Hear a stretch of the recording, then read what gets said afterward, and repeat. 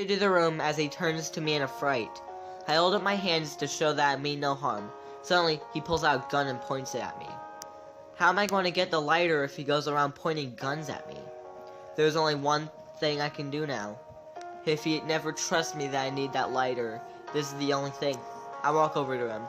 I need to do this quickly and painlessly because he doesn't fully deserve this. I quickly wrap my jaw around his neck. I understand that this is for the children. He will be free soon after I escape this place. I feel the cold blood rush down as I bite. I throw his body into the ground and take the lighter. I flick it to see if it works, and flames seem to be flying out. I turn the lighter off and place it into my jaw. I search around the building to see how I could do this. I look at the clock to see it is 3:24 a.m. September 2013. Wow, 2013. That is really how long I've been out. I'm not even sure if Freddy Fazbear's is still intact after seeing this. I see wires hanging out of the wall. This should be perfect for what is about to happen. I pull the lighter out and flick it on. I hold it to the wall around the wires. What starts out as a small spark goes into a large flame. The fire starts to spread through the hallways. I am extra careful not to touch the flames. I walk towards the exit before the fire gets to it first. I look into the office to see the melting body of the guard. I look around to see the empty bodysuit fall into the ground in flames. Then, the exit door falls down.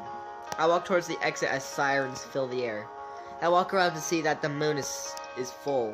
I look around to make sure no one sees me. They're probably distracted by the big burning building behind me. I rush to a bush so I can hide until things calm down. Fire trucks surround the building. Firefighters pull out their hoses and tear down the flames, covering the building. I watch as parts of the building collapse with loud crashing sounds as the flames tear the wood apart. The firefighters try to put out what I have done, but the fire is too strong for them. A few hours later, the fire has been put out. The building was surrounded by smoke, and all of the walls are burning into char. All of the windows are shattered, and the decorations are all burned. Who seems to be the owner of the building seems to be sorting things out with the other people.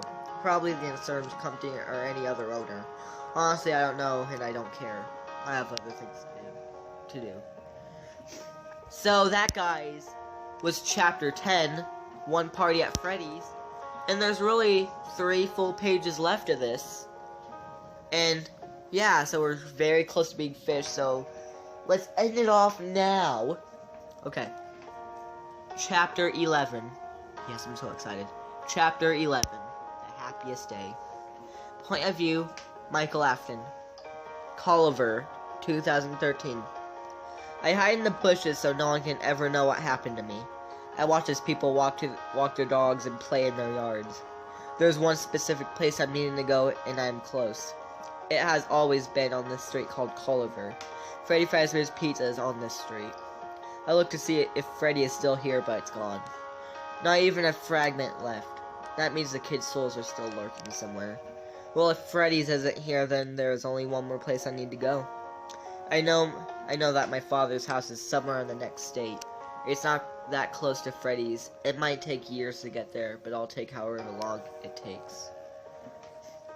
Point of view, William Afton. William's house, 2017. I watched the news to hear that there are sightings of a Freddy Fazbear-esque creature hiding in bushes. It's probably some teenager trying to spread some rumor about Freddy's. That happens a lot these days.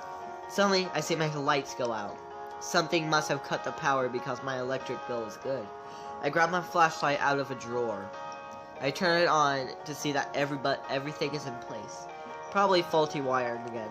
Suddenly, I hear a window break from the other room. I rush to the scene to see that something is inside my house, and it doesn't seem happy. I hear metal on metal inside my kitchen. I run to the kitchen to see that one of the knives are missing. Then I turn around to see something that I haven't seen in years. Point of view, Michael Afton. William's house, 2017. I walk up to father with a knife I stole from the kitchen. "Who are you?" he asks. As much as I want him to know, I have a feeling he'll figure out soon. "It's me," I tell him. He stares for a moment.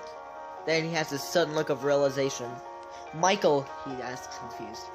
The children are unable to finish the job, so I shall do it for them, I say. You can't kill me, he yells. You're nothing but a puppet in this world that me and Henry have created. No, the children are all your puppets, I know. But now that your creations are destroyed, there are no puppets for them to be imprisoned in anymore. I know you destroyed what we created, he said. But it's just you and me, he notes. I raise up the knife and slash him in the face. He covers his wound with his hand. Then he looks at me. Blood is dripping down him fast. I never accepted you as a son, he says. I open my jaw and grab his neck.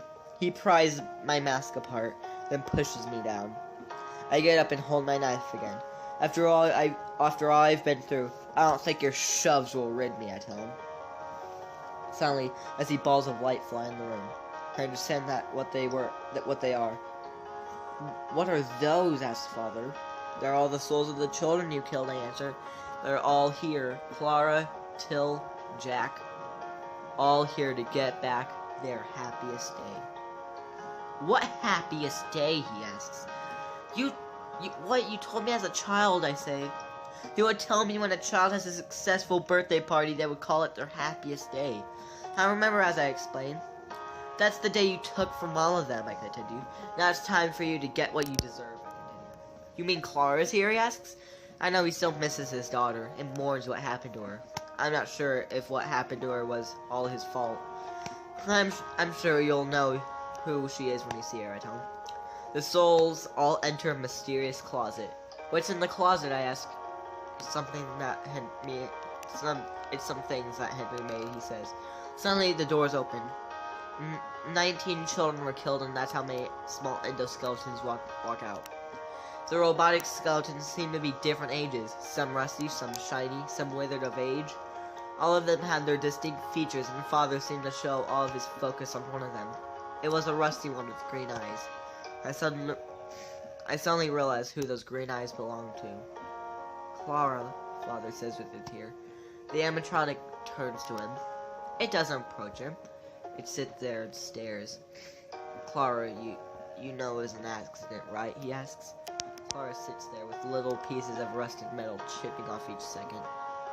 I love you, Clara, he says. He picks up the animatronic. Clara wraps his arm around her. Your daddy's baby girl, he whispers as the tears from him drips down Clara's body. End me, he says. I know it's the only way to free my baby girl, he continues. Clara, I know we aren't going to the same place, so be a good girl, okay, he says. He asks. Clara, let's go, Father. And the other children enter the closet again. They pull out an animatronic suit that I recognize the second I see. They place the circus baby costume on the ground. With acceptance, Father puts the suit on. Do it, Michael, he says. I walk up to him. I prepare myself to turn the switch on the back to activate the spring locks. This is the last time I see you, Michael. When you go with the children, make sure you take care of Clara, he says. I will, I tell him. Then I do it. I flick the switch to activate the spring locks. I hear one snap, then I hear another, then I hear the last snap. I look down at his body. Blood rushing out of the metal circus baby suit. Then I look at the children with their endoskeleton bodies. The eyes turn off, and then they all fall onto the ground. I watch as the lights go up in the air. The children are now at peace. Then I see a 20th endoskeleton in the closet. I know exactly who it is. I know just what you need, Jack, I whisper. Point of view, Michael Afton, Cemetery, 2017. I carry the box to the grave I just dug, which is right next to Clara's. When Jack died, I put his body in this box. I know I shouldn't have, but I didn't know what else to do. I know that's why he was stuck.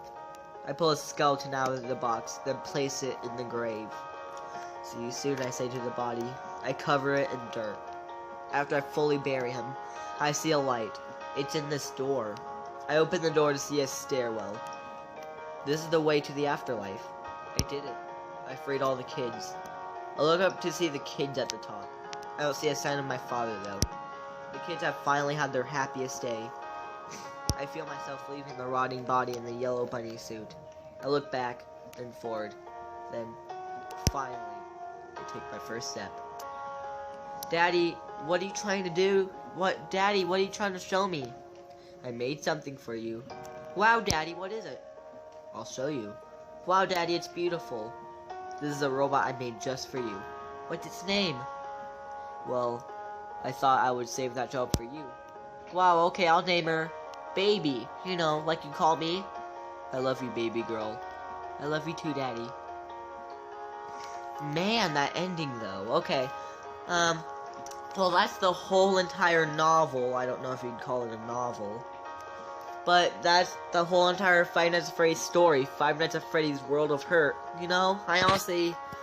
It's my first big piece that I've written, so I'm proud of it. I know it's based off of a game, but still, I'm proud of what I've done here. Yeah, so I did a read aloud, hope you enjoyed.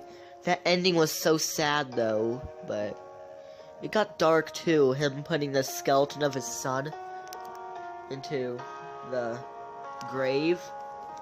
Yeah, it was so messed up, but at the same time, it's, you know, it's happy that I freed everybody, but yeah, that was the whole entire story.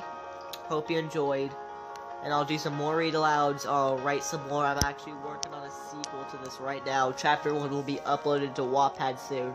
Read my other stories, and yeah, have a nice day.